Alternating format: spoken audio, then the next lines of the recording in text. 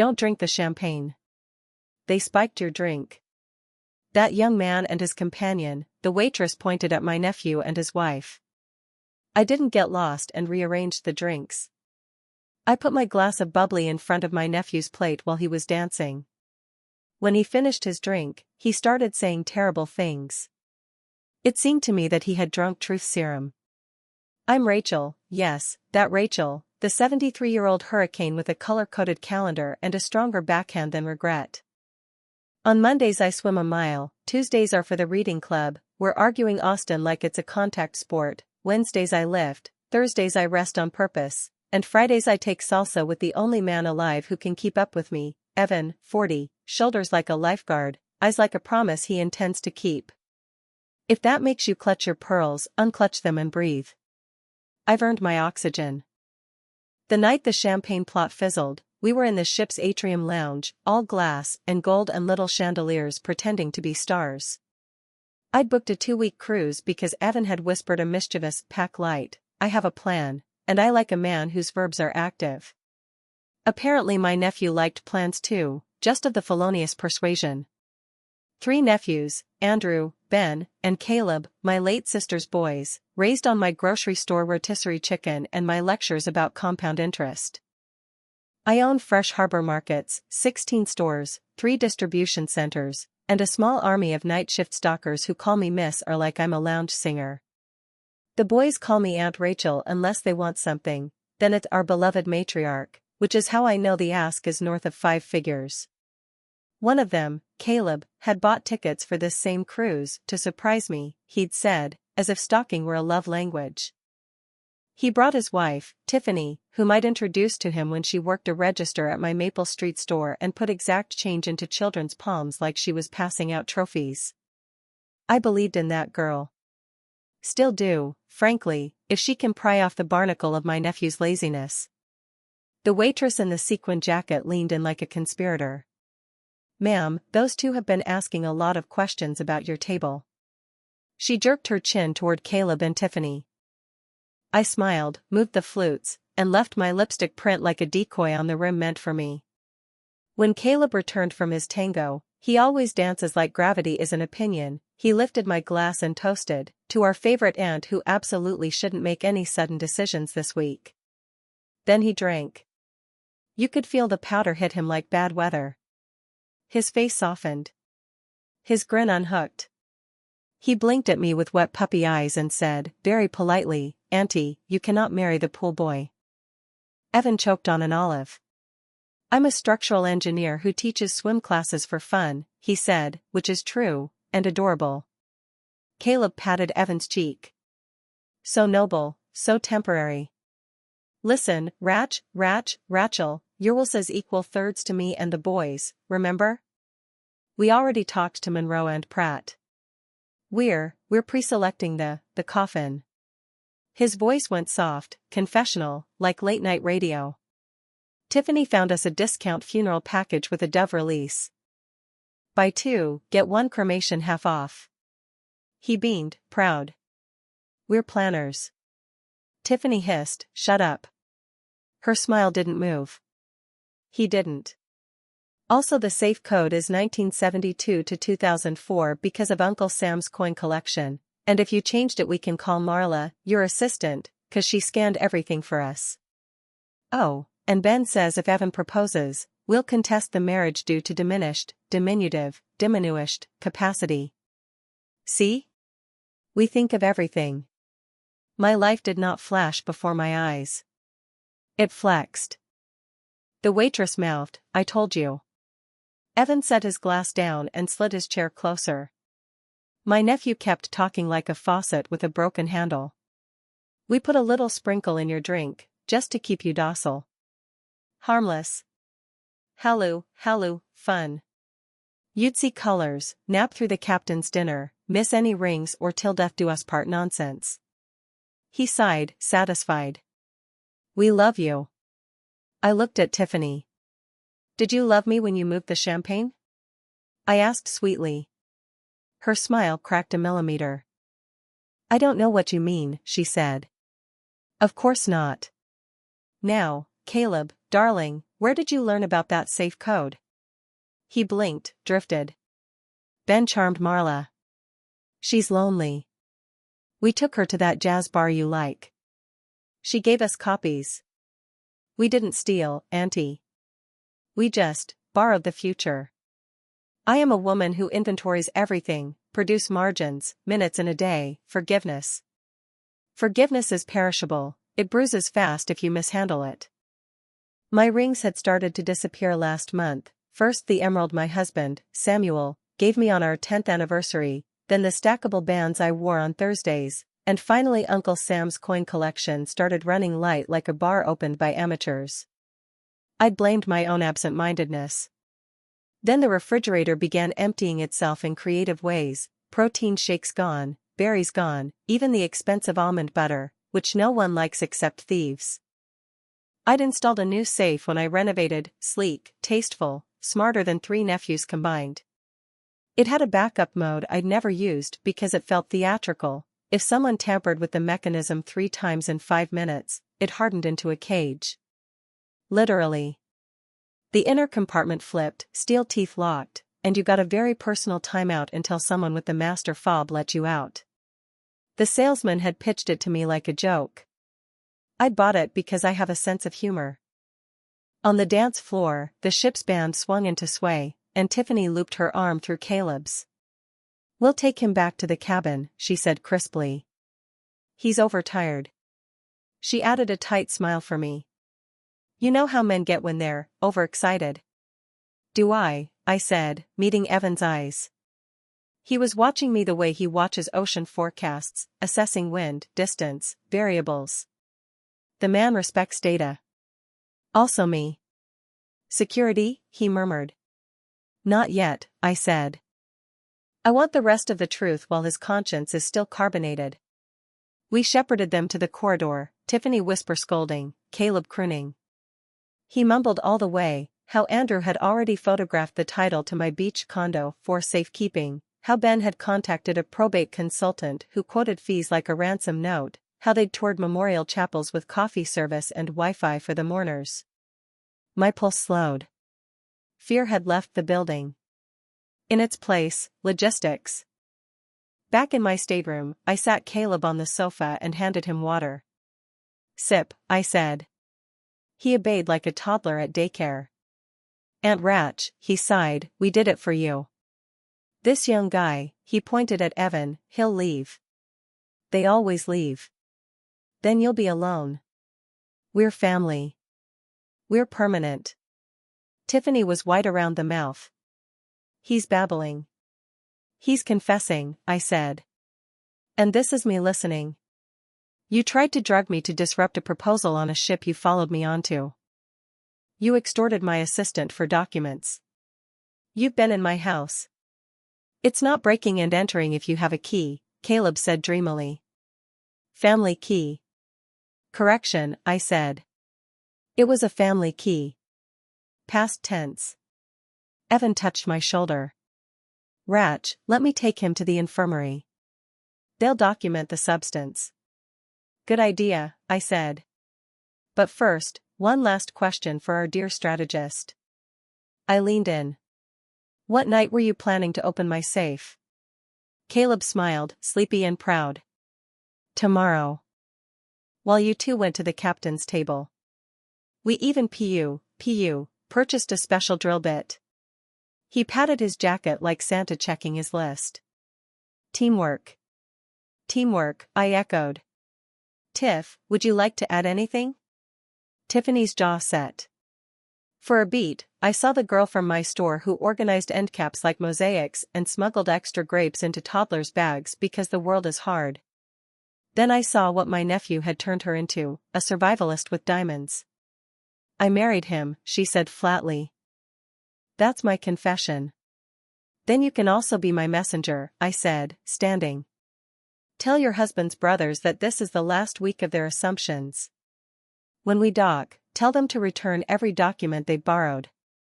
All originals. And tell them, I smiled, to bring their appetites. For what? She asked. Consequences. Evan guided Caleb up, and we walked them to the infirmary. The nurse, impossibly calm, like all women who've seen enough, took one look and said, "He didn't drink what he thought he drank, did he?" I signed a statement. Names. Times. The waitress's warning. The repositioned glasses. Caleb's own words, neatly packaged for someone with a badge later. When the door closed, Evan turned me into his shoulder. The ship hummed under us, a giant heart. "You okay?" he asked softly. "I'm spectacular," I said. "And furious." "Which is efficient, because it burns calories." He laughed, then grew serious. "I did bring a ring," he said. "Not for pressure. For honesty." "I know," I said. "I saw you practice your speech in the gym mirror after Zumba. You tragically believe no one notices you." "I notice." He flushed. "Do you want me to wait?" "I want you to hold the line," I said, taking his hand. I promised myself I'd never say yes to a man while other people thought they owned my no. I kissed him, quick and certain. "When this is handled, ask me again." We didn't dance that night. I went back to our cabin, opened my tablet, and pulled up the blueprint of my house like it was a stage set I was about to direct. The safe. The foyer camera angles. The pantry door I'd had reinforced after the second disappearing berries episode. My own little theater of justice.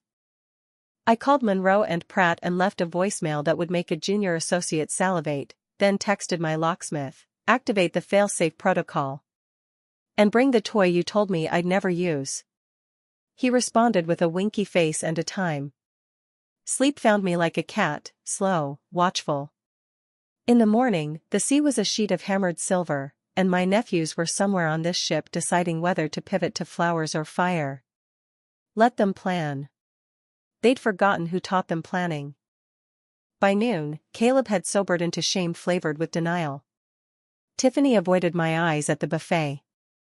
Evan and I ate fresh pineapple like it was a sacrament, then booked a couple's massage because I believe in balancing retribution with self-care. On the third day we docked, and I let the boys watch me wheel my suitcase down the gangway, wave to Evan, who was flying back for a site visit, and step into the bright, forgiving sunshine of my city. At home, I unlocked the door and breathed the familiar scent of lemon oil and lavender. A small thing was wrong, the photo of Samuel on the mantel stood an inch to the left. Someone had dusted who never does. Somewhere, a nephew's nerve twitched. I placed my bag in the bedroom, walked to the den, and opened the new safe. Inside, receipts, the deed to the condo, my grandmother's pearls, the coin collection winking like patient stars. I checked each roll, counted, smiled. Then I set the safe to performance mode, as the salesman had called it, and tested the cage mechanism with a pencil. The trap worked like a charm, quiet, fast, absolute. "Bring your appetites," I had told Tiffany. I meant it. Because the next time a nephew put his hand on what was mine, the door would swing, the teeth would close, and we'd have a very productive family meeting, one where water and food were currency, and honesty, finally, was the only dessert on the menu. And as I shut off the den light, the motion sensor blinked once, someone else in my house, careful as a cat. "Perfect," I whispered, and stepped into the shadow to wait. I don't spook easily. I folded inventory at midnight in a storm while the roof tried to relocate itself. I've done a cost of goods spreadsheet during a kidney stone, and I once talked a mouse out of a bulk quinoa bin with a tortilla chip and the voice I use on stubborn toddlers. But that tiny blink of the motion sensor, one green eyelid in the dark, still raised a little choir of hairs along my arms. Not fear. Anticipation. I stood still and listened. Houses make their own language, and mine speaks a tight, honest dialect. This sound, a careful exhale against drywall, a toe grazing the runner, wasn't the house. It was a junior varsity criminal in orthopedic sneakers. Andrew, I thought. He's the one who moves like he's being graded. I let him pass me in the hallway, a whisper of cologne and entitlement. He kept the lights off, good boy, and padded to the den like a moth with Google Maps. The safe sat in the wall panel behind a landscape print of Lake Superior. Samuel and I used to stand there, wine in hand, and decide which blue was deeper. Now that lake is a door, and behind the door a reminder that I do my own depth. I waited for the numbers to chirp. Andrew thinks codes are puzzles, and puzzles worship him. He keyed 1-9-7-2-0-4 with pride, like he was singing happy birthday to himself. The safe snored its little no, and he frowned. 2 more tries, quick and irritated, because patience is a muscle lazy men never train. On the 3rd fail, the safe gave a gentle, almost affectionate clunk. Performance mode engaged. He pulled at the handle. The inner chamber rotated with a soft swivel, like a hostess turning the reservation book. Then the lattice slid shut, quiet, decisive, and the space where his forearms were became a locked cradle of steel. He yelped, a sharp puppy sound he probably thought he outgrew at 12. "Good evening, Andrew," I said, turning on the lamp. He froze. Lukewarm bravery sat down in his spine. "Auntie Ratch." "Rachel, we didn't expect you back so soon." "No," I said, "you expected me anesthetized and adrift. Here I am, conscious and punctual." He tested the cage. It held his wrists and trapped his hands flat against velvet shelving. He looked like a man caught praying to the wrong god. "This is illegal," he tried. "This is my property protecting itself from theft," I said, moving closer so the lamp lit his face and the pale fear sweating through his pores. "You triggered a safety mechanism. You'll be perfectly fine while we have a chat." "A chat," he squeaked. "I'm stuck." "You're in a timeout," I corrected. "The kind where every minute is an opportunity for character development." He swallowed. "Water?" "Transactional," I said mildly, and pulled a chair where he could see it. I poured water into a glass from the console table, the good crystal, because dignity matters, and set it on the armrest within his sight but not his reach. His eyes clung to it like it held forgiveness. "I want my business documents," I continued. "All of them. Originals. The title scans, the trust addenda, the condo deed copy, the list of key codes that you, Benjamin, and Caleb coerced from Marla. You will bring them to me. You will apologize. And you will name your collaborators." He licked his lips. "I'll call Ben. He has most of that." "Oh, we'll call Ben," I agreed. "After you warm up by telling me why you photographed my grandmother's pearls last Tuesday at 9:12 p.m. He blinked. That detail hit him like a thrown pebble. "You weren't home." "I was at Aqua Aerobics," I said. Which, incidentally, is where I solved the mystery of my vanishing almond butter. The body keeps the score, Andrew. And the refrigerator. He tried to laugh, a flabby sound. "We're family. We can't steal." "You're not stealing," I said. "You're rehearsing for the will reading you think is scheduled for next month." Newsflash, the only thing scheduled is my reform of your character. I leaned in, my voice dropping like a price tag at clearance. "I raised you boys on Sunday pancakes and entrepreneurial pep talks. I taught you how money behaves and how people should. You grew up and decided the second part was optional." He deflated, then rallied the way cowards do, with a little tantrum. "You're being manipulated by the pool engineer, whatever he is. He'll marry you and take it all. We're protecting the family assets." "If you were protecting the family assets wouldn't be screaming for help from a wall," I said pleasantly. "Speaking of help, say hello to the camera." His eyes darted to the red pinprick above the bookshelf. "You recorded this?" "Yes, Andrew. And you will sign a statement acknowledging your actions. In exchange, I will consider not forwarding the footage to the police. This, I remind you, is me being merciful. My mercy has an expiration date and a restocking fee." He sagged. The cage's gentle pressure made him still, like a kid under a weighted blanket. "Water," he whispered. I poured. "First payment, 3 names. Who else has copies?" Who contacted Monroe and Pratt pretending to be me? Who toured the funeral homes? I sipped. I'd also accept a heartfelt monologue about why you thought your aunt, who can plank for 90 seconds and has a credit score that makes bankers purr, wasn't going to notice her life being pre-sold like a clearance bin. He shut his eyes. Ben called the lawyer. He likes using the phrase estate planning the way some guys like saying IPA. Caleb did the funeral tour with Tiff because she likes the free mini cupcakes. I copied the pearls because Ben said jewelry gets misallocated if there isn't a visual record. He opened his eyes. I didn't take anything. You only prepared to take, I said. Intent is a seed. Plant better crops. He held my gaze, and for a minute I saw the boy who used to help me bag groceries, stacking cabbage like green planets, proud of being useful. It pinched. Then the boy vanished, and the man who thought I was an ATM returned. My phone buzzed. Evan. I answered on speaker. You catching bad guys without me? His voice always makes rooms feel like they have more oxygen. Just keeping my wrist loose for your proposal, I said. Andrew flinched.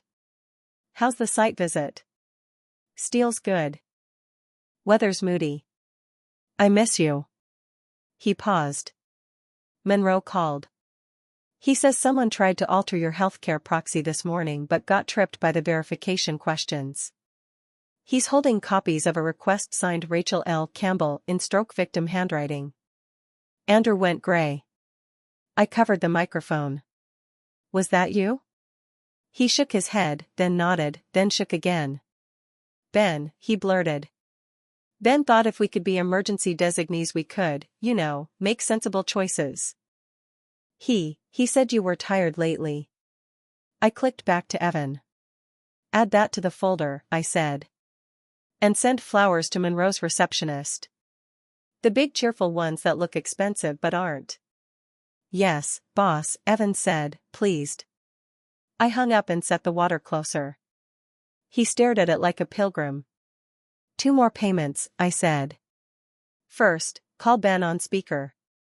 Tell him you need every document at my house tonight. And say it like you mean it. He did. Ben's voice came through oily and confident.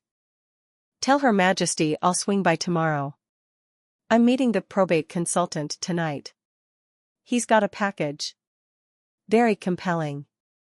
You'll come tonight, I said, leaning close enough to let the microphone love my consonants. And you'll bring Tiffany's folder too. I know she keeps one. A pause. Then a brittle laugh. Aunt Rachel. What a surprise. You and your little furniture tricks. Fine. I'll come. We'll talk. Bring aspirin, I said. Your integrity may ache. I ended the call and finally held the glass to Andrew's lips. He drank like humility. When he finished, he whispered, bathroom? After the statement, I said. I set a clipboard on the desk, angled it where he could see. The form was pre-printed, dates, times, lines. I'm organized, remember. He dictated, slow and halting, and I wrote. He signed with awkward flourish against the cage's edge. When I released him, after precisely 27 minutes, he sagged onto the carpet and cried for 30 seconds the way adult men do when their stories about themselves have to change, as quietly as possible. Up, I said gently. Shower. You smell like desperation and Drakkar Noir. He managed a weak smile, then shuffled to the guest bath, leaving dignity on the doorknob like a towel. I straightened the den. Replaced the pearls. Checked the coin sleeves. Ran a finger along the velvet and thought of Sammy's laugh when he'd first shown me those coins, tiny planets orbiting our ordinary kitchen. By the time Ben's SUV nosed up my drive at 9:06 p.m, I had the kettle on, the porch light welcoming, and the safe reset. Andrew, pink and chastened, sat at the kitchen table with a mug of chamomile like a naughty Boy Scout. I opened the door before Ben could press the bell. He stood there in a blazer he thought made him look like management, holding a messenger bag that sagged with sins. Come in, I said brightly. I prepared refreshments. He hesitated, sniffing the air for trap. The house smelled like lemon oil, lavender, and consequences. Tiffany slid out of the passenger seat and joined him, eyes careful, folder hugged to her ribs. Behind her, the night crisped. Somewhere a neighbor's wind chime clinked agreement with fate. Let's get this over with, Ben said, stepping over my threshold like a man entering a courtroom he underestimates. Let's begin, I corrected, and closed the door, softly, the way you close a symphony into its first note. Ben swaggered into my kitchen like a man auditioning for the role of alpha male in a low-budget commercial. His blazer was too tight across the gut, his loafers clicked too loudly on my tile, and his smirk was the kind that makes a woman want to keep a fly swatter handy. Tiffany trailed behind him, clutching her folder like it was both shield and life raft. Andrew sat at the table, damp-haired from the shower, clutching his mug of chamomile like a sinner with his last rosary. He wouldn't meet his brother's eyes. Which delighted me. Nothing spoils a con artist's performance quite like his wingman suddenly going mute with guilt. Nice place, Ben said, glancing around like an appraiser. You should really consider downsizing, Auntie. Hard to maintain a house like this at your age. Ah, I said, pouring tea into delicate porcelain cups, the opening insult. Always a brave choice. Sit down before I lose my patience and put you in the same cage your brother just vacated. Ben froze mid-smirk. Cage? Andrew shifted in his seat. She means it, Ben. Don't test her. Oh, I do mean it, I said. And unlike your little probate consultant, I actually deliver results. So sit. He sat. Tiffany perched next to him, spine straight, eyes darting toward the exit. I set cups before them with the kind of calm you usually find in librarians and bomb technicians. Now, I said, folding my hands, the messenger bag. Slide it across the table. Ben clutched the strap. These are legal documents. Yes, I said, smiling, legal documents obtained illegally. You'll forgive me if I skip the ceremony and go straight to repossession. Tiffany's hand trembled. Just give it to her, Ben. He scowled. Whose side are you on? The side that doesn't involve me wearing prison orange, she shot back. I almost applauded. That girl still had a spark. Ben muttered something rude and shoved the bag across the table.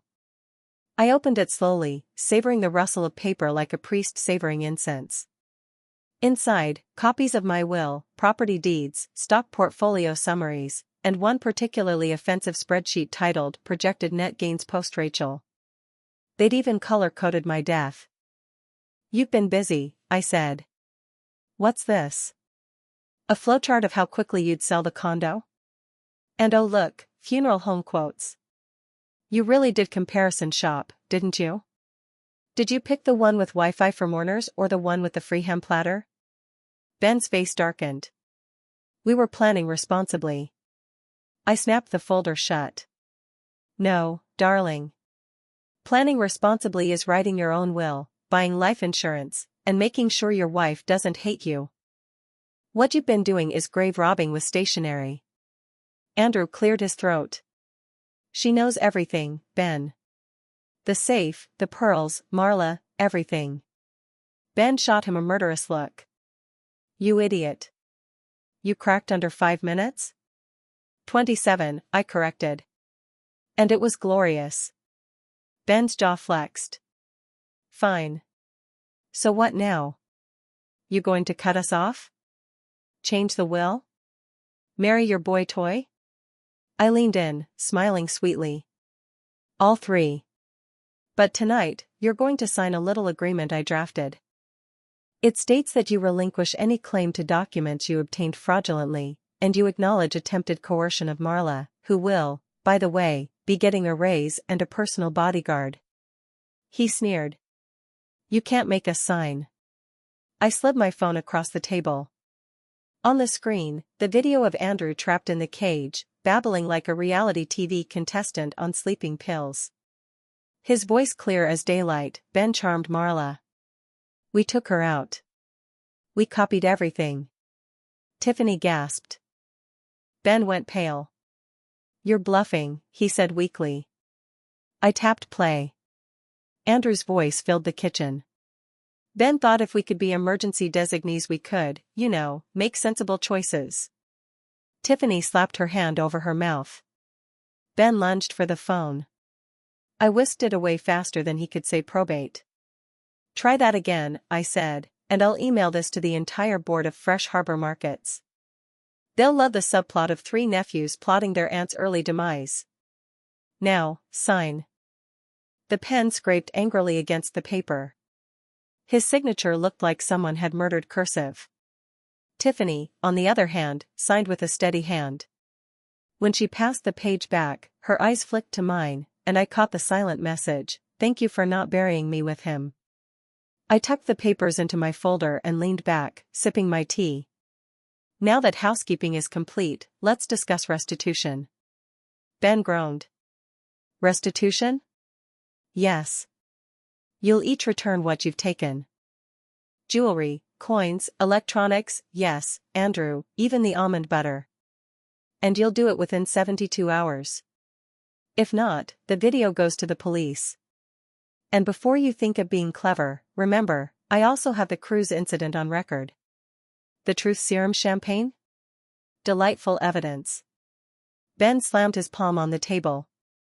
You can't ruin our lives like this. Oh, sweet boy, I said softly, I'm not ruining your lives. I'm giving you a chance to salvage them. Ruin is what you've been doing all by yourselves. The silence stretched, thick as caramel. Finally Tiffany stood, smoothing her skirt. We'll return everything. I'll make sure of it. Ben muttered curses under his breath, but he didn't argue. Good, I said, rising. Because once this little charade is done, I plan to have a very large wedding. And you'll be invited, not because I want you there, but because nothing will torture you more than watching a man half your age marry the woman you thought was already in her grave. Andrew winced. Tiffany's lips twitched into the ghost of a smile. Ben looked like he wanted to set my house on fire. Now, I said, ushering them toward the door, go home. Clean out your consciences. And tell Caleb he owes me a personal apology. In writing. With correct grammar. They left in silence, the night swallowing their headlights like a secret. When the house was quiet again, I poured myself a glass of red, curled into Samuel's old armchair, and let myself grin. Because while they plotted my funeral, I'd just written the first act of their resurrection, or their downfall.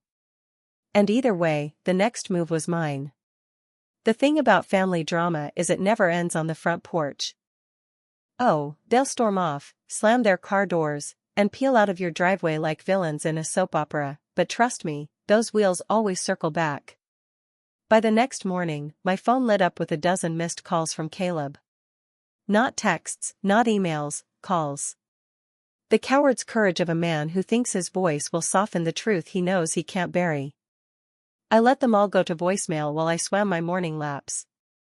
At 73, nothing centers me quite like the feeling of slicing through water, the world above muffled, the chaos dissolving into bubbles behind me. When I climbed out of the pool, toweling off, I finally listened.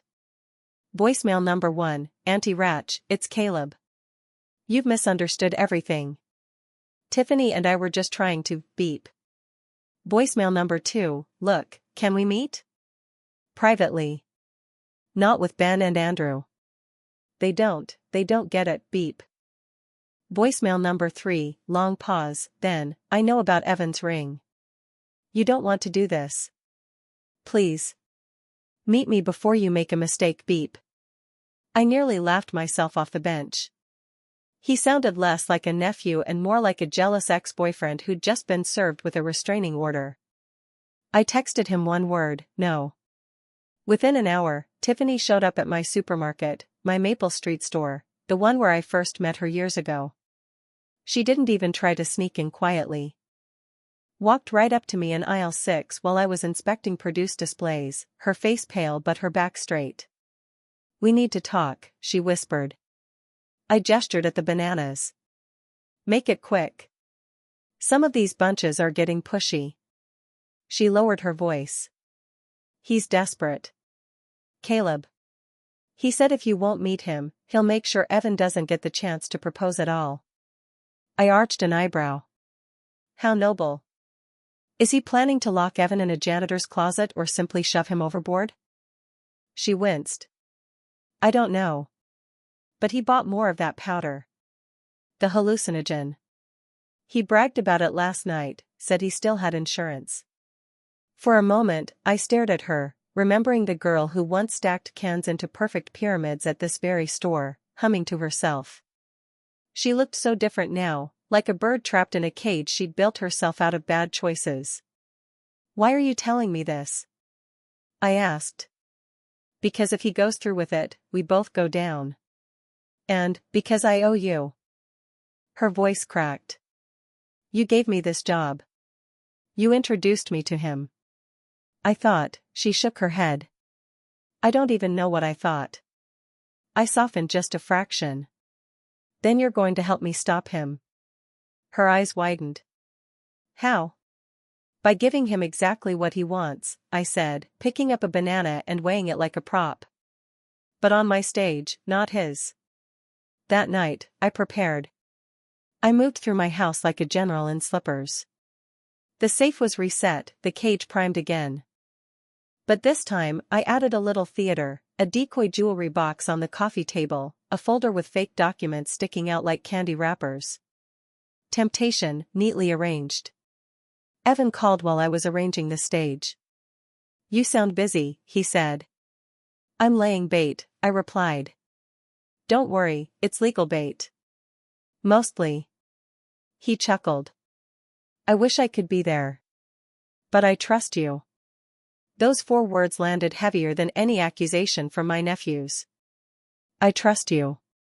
No one who trusts me ever goes hungry. But anyone who betrays me? They learn that my trust, once broken, is harder to steal back than a diamond locked in Fort Knox. The break-in came later than I expected, closer to midnight. I'd left the porch light on, soft and welcoming. Caleb slipped in through the back, thinking he was clever.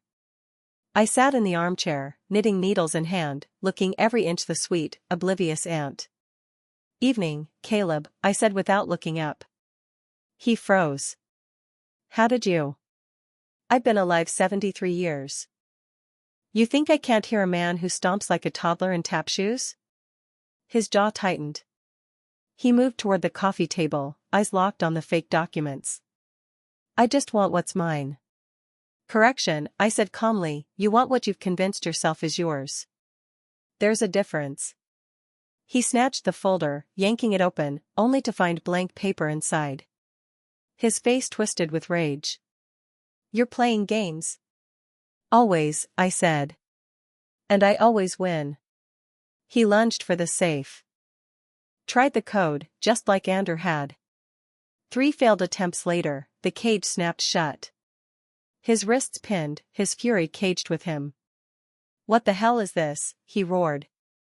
This, I said, setting my knitting aside, is me giving you the same chance I gave your brother, a choice between confession and consequence. He thrashed, veins bulging. I'll kill him, he spat. Who? Evan. I'll make sure he never gets to marry you. Then what will you have? Just us. Just family. His face was red, spit flying. He looked like a beast cornered. And I? I sat back, crossed my legs, and smiled. I'll have a husband. You'll have prison food. Everyone gets what they deserve. I slid my phone onto the table. The camera light blinked red, capturing every feral word. Because sometimes the sweetest revenge isn't a cage. It's a spotlight. Caleb thrashed against the steel bars of the safe like a rabid raccoon caught in a dumpster. The clanging echoed through my den, but I didn't flinch. I'd spent years running a supermarket chain, listening to pallet jacks screech, alarms beep, and toddlers wail for candy at 10 p.m. Nothing rattles me now, especially not a nephew who thinks shouting louder will make him smarter. You can't keep me here. Caleb barked. This is illegal. I'll call the cops. I raised my eyebrow and sipped my chamomile tea. Please do. I'll pour them tea while they watch the footage of you confessing to attempted poisoning and breaking into my house. You'll love the part where you scream about murdering my boyfriend. Very Shakespearean. He went pale, then red again. You set me up. No, darling, I corrected, you set yourself up. I just provided the lighting. The front door creaked open, and footsteps entered cautiously. I didn't even look up. I already knew who it was. Tiffany. She appeared in the doorway, her face half in shadow, clutching her ever-present folder. She froze when she saw Caleb pinned in the cage. For a moment, her expression was unreadable: shock, fear, maybe even relief. What did you do? She whispered. Caleb snarled. Don't just stand there. Get me out. Her eyes flicked to me, then back to him. How? She asked softly. He gaped at her like she'd spoken another language. What do you mean how? Pry it open, call someone, do something. She hugged the folder tighter to her chest. And then what? You'll go after Evan? You'll keep stealing from her? What's left of us after that, Caleb? Her voice trembled on the last words.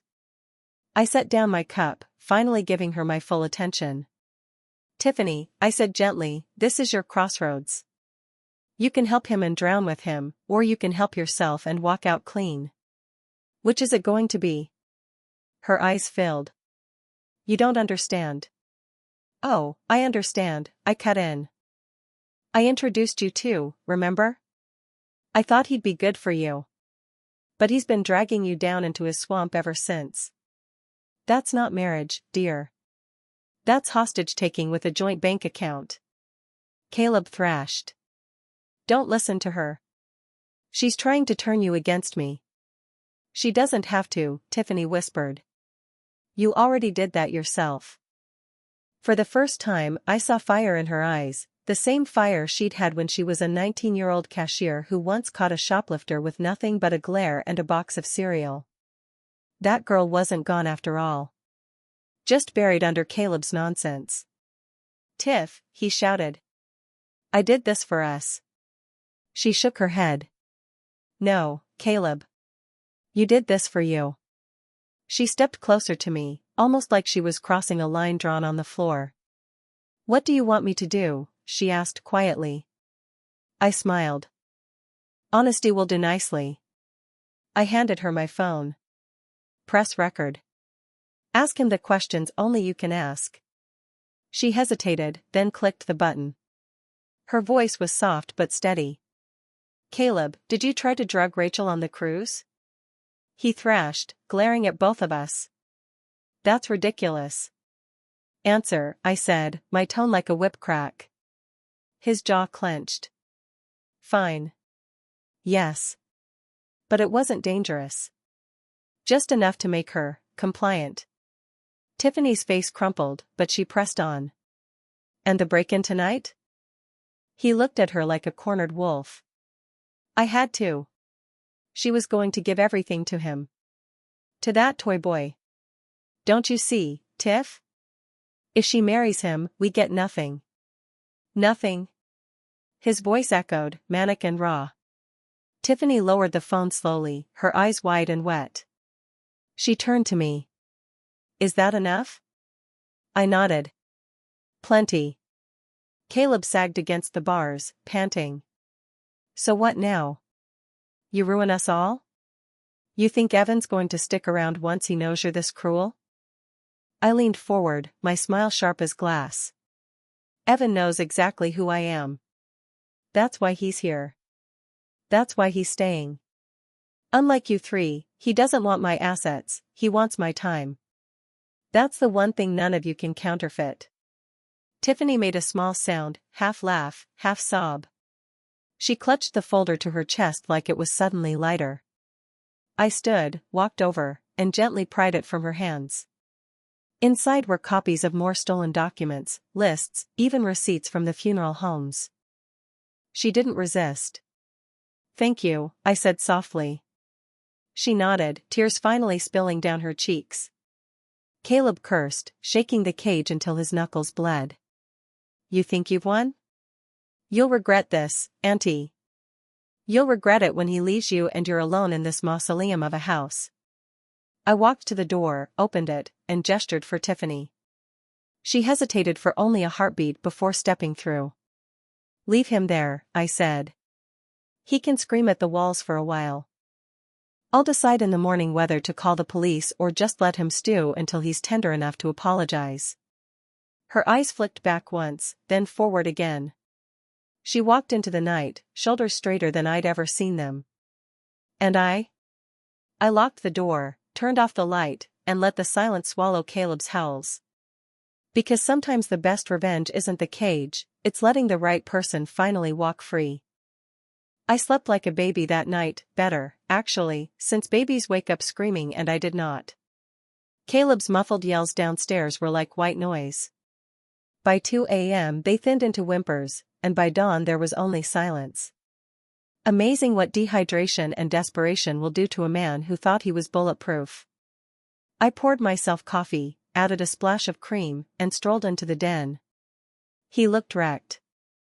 Eyes bloodshot, shirt damp with sweat, hair sticking up like a bad wig. Morning, sunshine, I said cheerfully. Sleep well? He glared. This is torture. No, I corrected, sipping. This is accountability. Torture is me making you sit through one of my book club debates on Wuthering Heights. He didn't laugh, of course. Not many villains do when they realize they're just extras in someone else's play. I tapped the cage. Here's the deal. I'm calling a family meeting tonight. All 3 of you nephews, plus Tiffany if she's brave enough. You'll come here, you'll sit down, and you'll return everything that belongs to me. Then, and only then, we'll discuss your future in this family. His lip curled. What if we don't? I smiled. Then I forward the recordings to the police, the press, and your employer's HR department. And, if I'm feeling especially theatrical, I'll upload them to YouTube with a title like entitled Nephew's Plot and Demise, Fails Spectacularly. I hear that kind of thing goes viral. That shut him up. By noon, Evan arrived. He let himself in with the spare key I'd given him, calling out, Ratch? You alive in there, or have you already staged Act 2? In the den, I called back. He walked in, took one look at Caleb in the cage, and burst out laughing. I was gone 3 days and you've already built your own prison system? It came with the house, I said dryly. I just finally got to use it. Caleb snarled. You think this is funny? Evan leaned down, resting his elbows on the cage like it was a bar counter. Hilarious, actually. And educational. Nothing says don't mess with Aunt Rachel like stainless steel decor. I swatted his arm. Focus. We have work to do. We sat at the kitchen table, my laptop open between us, documents spread like maps for a heist film, only this time, the heist was mine. Here's the plan, I said. Tonight, they'll all be here. We'll set the table like it's Thanksgiving, food, wine, the works. But instead of turkey, I'm serving justice. Evan grinned. I love it when you get dramatic. I pointed to the stack of papers. I'll make them sign restitution agreements. Each one will outline what they stole, what they're returning, and the consequences if they don't. And just to sweeten the pot, I'll dangle the possibility of forgiveness, conditional, of course. Evan raised an eyebrow. And if they refuse? I leaned back, folding my arms. Then the police get everything, the videos, the statements, the cruise incident. And I promise you, they'll fold faster than cheap patio furniture. He whistled softly. You've thought of everything. Of course I have. I didn't build a supermarket empire by letting slackers run the register. We both laughed, but underneath, there was a current of steel. Because this wasn't just about my inheritance, it was about drawing a line so clear even my lazy, greedy nephews could see it from space. That evening, I set the stage. Candles on the dining table, roast chicken in the oven, wine breathing on the counter. A normal family dinner, if you ignored the faint echoes of Caleb's earlier screaming still lingering in the house. By 7 o'clock, Andrew and Ben arrived together, bickering before they even crossed the threshold. Tiffany followed, shoulders tight but head high. I welcomed them warmly, almost grandmotherly, as though nothing had happened. Come in, come in. Wash your hands, dinner's nearly ready. They exchanged wary glances. Evan appeared behind me, tall and calm, his presence like a warning sign. Then I opened the den door. And there was Caleb, still locked in the cage, glaring at everyone like a beast on display. Andrew gasped. Ben swore under his breath. Tiffany closed her eyes. Sit, I said, my voice firm now, all pretense dropped. Dinner will be served after we finish our family business. They sat. I placed the agreements on the table one by one, neat little stacks waiting for signatures. You will each sign. You will each return what you stole. You will apologize, to me, to each other, and to yourselves if you have a scrap of dignity left. Only then will we move forward as family. Ben sneered. And if we don't? I tapped my phone. The screen lit up with the recording of Caleb's confession. His voice filled the room. We put a little sprinkle in her drink, just to keep her docile. Andrew dropped his fork. Tiffany flinched. Evan smirked. I met Ben's eyes, my smile sharp as glass. Still want to test me?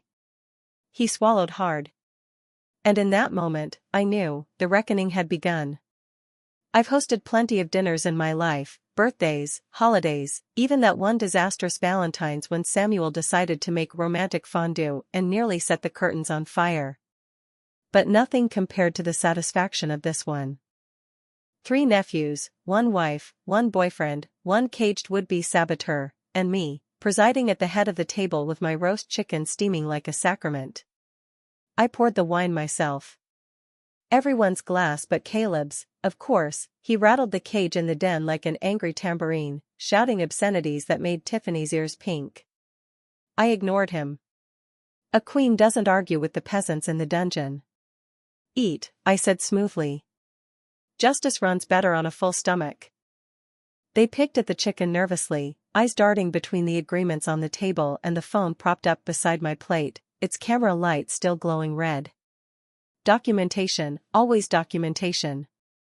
Andrew cracked first. Auntie, this is humiliating. Can't we? Humiliation, I interrupted, slicing into my chicken with surgical precision, is showing up uninvited on a cruise to drug your aunt so she misses a proposal. This, I gestured at the roast, the wine, the candlelight, is hospitality. Ben scoffed. You're enjoying this. I looked him dead in the eye. Immensely. Evan nearly choked on his wine trying not to laugh.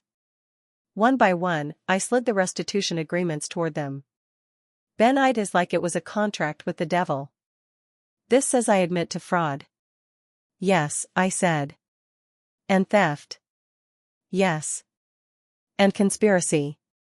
Yes again. He glared at me. Why would I ever sign this? I leaned back, smiling sweetly. Because if you don't, the police get the recordings.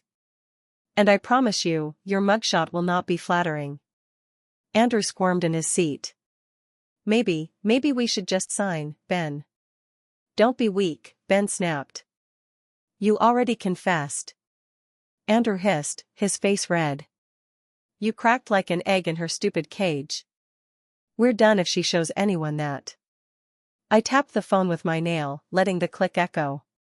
Still recording, boys. Every word is insurance. Tiffany cleared her throat. Her voice was soft, but it cut through their bickering.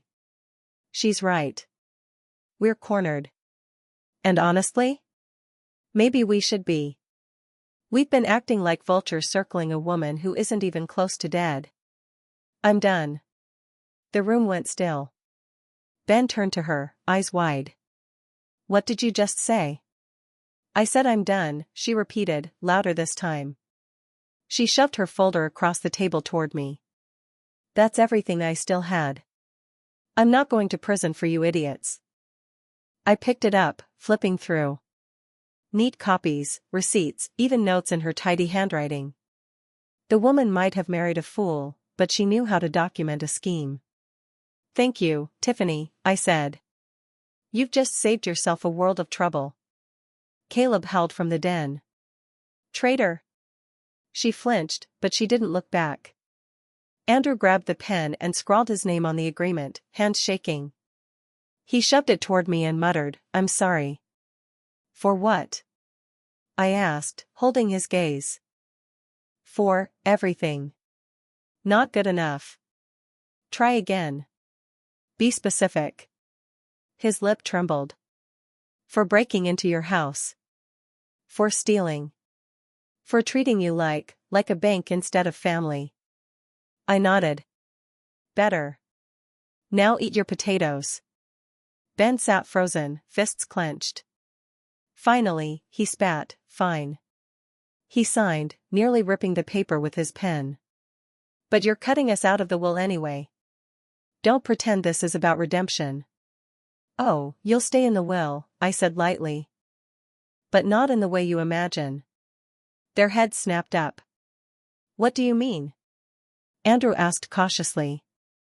I smiled, the kind of smile that makes grown men regret their life choices. You'll see. The agreement signed, the wine poured, the roast demolished, I finally leaned back in my chair and tapped my glass with my fork. The chime silenced the table. This, I said, is the last supper of your old ways. From now on, you'll treat me with respect, or you'll be treated as strangers. If you slip up once, just once, those recordings go public. Consider it your probation period. Ben muttered something about dictators. Yes, I said serenely. And like any good dictator, I believe in consequences. Speaking of. I rose, walked to the den, and pressed the release on the safe. The cage opened with a hiss. Caleb stumbled out, wild-eyed, his wrists red. He lunged toward me. Evan moved faster. One hand on Caleb's shoulder, a twist, and suddenly my nephew was face down on the carpet with Evan's knee on his back. Careful, Evan said calmly. You're not in charge here. The room froze. I crouched beside Caleb, my voice low but razor-sharp. You wanted to ruin my cruise. You wanted to poison my drink. You wanted to kill the one man who makes me happy. Tell me, Caleb, what do you want now? His eyes burned with hatred. I want my share. I shook my head. You'll get your share, all right. But not of my money. Of your own shame. Then I stood, smoothing my blouse. Dinner's over. Get out of my house. They left, one by one, Andrew pale, Ben seething, Caleb snarling, Tiffany silent but lighter somehow. When the door shut, Evan slipped his arm around my shoulders. That was brutal, he said softly. It was necessary, I replied. I turned off the dining room lights, leaving only the flicker of candles burning down to stubs. The table was littered with dirty dishes, signed agreements, and the faint smell of justice served hot. And in that quiet, I knew, the final act was still ahead. Because I wasn't just teaching my nephews a lesson. I was preparing for my wedding. The morning after that little Last Supper, my kitchen looked like a war zone. Crumbs, wine stains, and 3 restitution agreements stacked neatly beside the coffee pot like trophies. Evan made omelets while I flipped through the papers, humming. They signed under duress, he said, sliding a plate toward me. Darling, everything meaningful in life is signed under duress, I replied. Marriage licenses, mortgages, peace treaties. I forked into the omelet. The point is, they signed. But I wasn't done. Not by a long shot. I called Monroe and Pratt, my attorneys, and asked them to schedule a private meeting. Monroe himself cleared his calendar. When I walked in, every intern in the office straightened like I was the queen herself. Perhaps I was. Monroe adjusted his glasses. Rachel. I assume this isn't about routine estate planning. Routine is for breakfast, I said, sliding the agreements across his desk. These are admissions of fraud and conspiracy. File them under just in case. Now, let's draft a new will. His brows rose. Excluding the nephews? Oh, heavens, no. That would be too easy. I'm keeping them in. But with conditions. He leaned forward, intrigued. Go on. I'll leave them each a trust, I explained. But it only pays out if they meet certain benchmarks. Gainful employment. Community service. Sobriety checks. And every year they don't meet those standards, the funds roll into a scholarship program I'm setting up for employees' children at Fresh Harbor markets. Monroe's grin was slow and wolfish. You're turning your will into a behavioral contract. Exactly, I said. If they want to inherit, they'll have to become the men I raised them to be. And if not, well, some grocery clerk's daughter will get a college degree on their dime. We spent 3 hours hammering out the details. By the time I left, the new will was tighter than a pickle jar. That evening, I sat in my study with Evan, sipping red wine and watching the sunset paint my windows. You're smiling, he said. Of course I'm smiling. I just weaponized morality. He laughed. Only you could make ethics sound like artillery. I reached over, took his hand. Now, love, about that ring. His eyes widened, then softened. You're ready? I was always ready, I said. I just wanted to clean house first. Nothing ruins a proposal like 3 nephews plotting your funeral. He pulled the little velvet box from his pocket. I opened it, and there it was, a diamond, modest but brilliant, set in a band as strong as steel. Yes, I said, before he could even ask. He blinked. You're supposed to let me finish the question. I've wasted enough time in my life, I said. I'm not wasting another second. He slipped it on my finger. It fit perfectly. We toasted with wine, and I felt something shift inside me, not just relief, not just triumph. Freedom. The next morning, I made the announcement. I invited my reading club, the women from my gym, half my store managers, and yes, even the nephews. A family isn't fixed by revenge alone. Sometimes you have to rub their noses in your happiness too.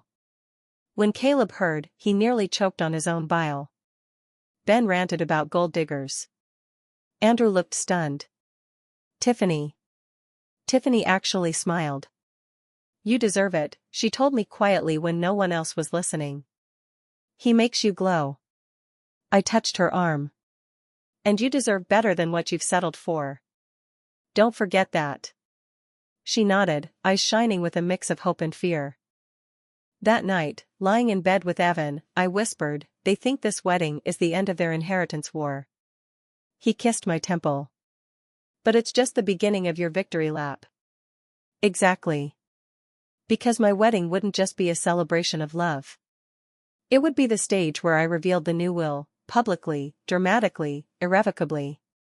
And my dear nephews would learn that the woman they'd tried to bury had chosen instead to bloom. If you've never planned a wedding at 73 with the energy of a 20-year-old and the budget of a supermarket empire, let me tell you, it's glorious. No lace doilies, no wilted carnations, no tacky favors that end up in someone's junk drawer. Mine was elegance sharpened into spectacle. We booked the rooftop garden of the Fairmont, all glass and ivy and skyline. Evan wanted something simple, but I told him, darling, simple is for soup. Weddings are theater. He shrugged, smiled that lopsided smile, and let me run the show. By noon, the place glittered. White roses, string quartet, champagne chilled in silver buckets. My reading club ladies wore hats bigger than small planets.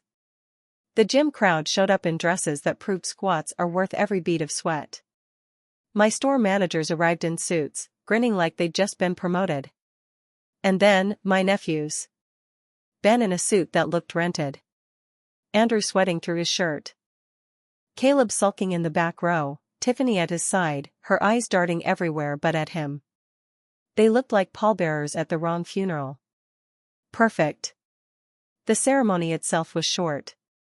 I don't believe in dragging out vows when you know what you want. Evan's voice shook just a little when he promised forever, but his eyes didn't waver. Mine?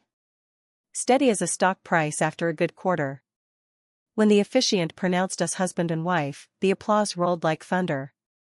Evan kissed me, dipped me low enough that my reading club gasped, and when I straightened, I felt 20 years lighter. But the real show was still ahead. At the reception, I clinked my glass for silence. The quartet hushed, the guests turned, and I stood, my new ring sparkling under the fairy lights. Family, friends, colleagues, I began, thank you for joining me today. You all know me as Rachel, aunt, friend, employer, occasional menace. Tonight, I want to share something special. Ben stiffened. Andrew fidgeted. Caleb scowled. I have rewritten my will, I announced. Gasps fluttered across the tables. My nephew's faces drained faster than cheap wine. But don't panic, I added sweetly. You're all still included. Their shoulders loosened a fraction, until I continued. Each of my beloved nephews will receive a trust fund. But it will only pay out if they meet certain benchmarks: steady employment, community service, sobriety checks, and proof of a tax return filed without fraud. Every year they fail to meet these standards, their share rolls into a scholarship fund for Fresh Harbor employees' children. So, my darlings, you can still inherit, but only if you live like men worth inheriting. The room erupted in applause. My employees cheered, my reading club ladies wiped their eyes, and Evan squeezed my hand like I'd just scored the winning touchdown. The nephews? Ben looked like he'd swallowed a lemon whole. Andrew's jaw dropped. Caleb surged to his feet. This is insane, he shouted. You can't humiliate us like this in public. Oh, I can, I said calmly into the microphone. And I just did. Tiffany stood too, but instead of grabbing his arm, she stepped away from him. Her voice rang out clear, she's right, Caleb. We don't deserve a dime until we clean ourselves up. I'm tired of standing by while you destroy everything. The crowd gasped louder than they had at my vows. Caleb's face went purple. You ungrateful. Before he could finish, Evan was beside me, his presence radiating calm authority. You heard her, he said firmly. Sit down. Caleb glared at him, then at me. Finally, he stormed out, Tiffany trailing after him, but this time not clinging. This time, she walked ahead. I raised my glass. Now that the entertainment portion is over, let's eat cake. Laughter rolled through the garden. The band struck up a waltz. Evan twirled me under the fairy lights, and I laughed until my ribs ached. Because in that moment, I knew, I'd not only saved my future, I'd rewritten theirs. Some might call it revenge. I call it leadership.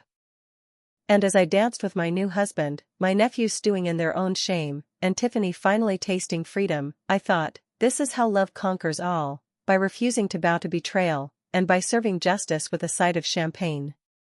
Weddings end, but stories keep walking around in their shoes. A week after the Fairmont spectacle, life had already begun to sort itself out into neat little boxes labeled justice, redemption, and hopeless cases. Let's start with Caleb, the hopeless case. After storming out of my wedding like a toddler denied candy, he tried one last stunt, threatened to sue me for elder abuse because of the safe cage. His lawyer dropped the case before it reached a clerk's desk. Why? Because Caleb forgot that I had video evidence, hours of him confessing, raving, and proving he was a danger to himself and others. These days, he's living in a cheap apartment downtown, the kind with peeling paint and neighbors who argue through the walls. Tiffany finally left him. She called me a month later, voice lighter, and told me she was enrolling in night school. I'm done babysitting grown men, she said. Music to my ears. Andrew surprised me. He actually got a job. A real one. Not a fake title on one of Ben's sham LLCs. He works at one of my stores again, stocking shelves, managing inventory, sweating for a paycheck like an honest man. The first week, he complained his back hurt. I told him, that's called character development. By week 4, he was smiling again. I caught him showing a kid how to bag groceries properly, just like I once showed him. Maybe there's hope for that one. Ben? Still stubborn as a mule with a toothache. He signed the restitution agreements with Venom and has been sulking ever since. But every quarter, my lawyers send him a little letter. Please provide proof of employment, community service, and sobriety. So far, he hasn't managed to check all the boxes.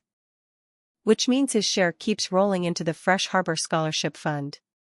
We've already put 3 employees' kids into college on what was supposed to be Ben's money. Honestly, that's sweeter than any revenge I could have scripted. As for me? I'm still running my life like a CEO, only now I do it with a wedding ring on my finger and Evan making me protein shakes after the gym. We took that cruise we'd planned, only this time without sabotage and the champagne. He proposed again on the deck under a sky full of stars, yes, again, because he said he wanted to do it properly. I said yes again, because why not? Life is too short not to say yes twice. My reading club insists I write a memoir. My gym buddies think Evan and I should start teaching a couple's salsa class. And my store managers? They've already started calling the scholarship fund Aunt Rachel's Revenge. I don't mind the branding. So what's the lesson? Simple. Don't let anyone write your ending for you. My nephews thought they could pick my coffin, plan my funeral, and pocket my life's work before I even had the decency to die. Instead, I locked one in a cage, made the others sign their failures in ink, and then danced at my own wedding while they choked on their envy. I'm 73. I swim, I lift, I read, I laugh, and I love. I'm not going anywhere until I decide I'm good and ready. And when I do go, it won't be into the coffin they chose. It'll be into the history they never expected me to write. So, ladies, remember this, when they think you're done, that's when you sharpen your wit, tighten your lipstick, and pour yourself a drink. Not the one they spiked. The one you chose. Because love conquers all difficulties, especially when it's armed with a little creativity and a lot of backbone.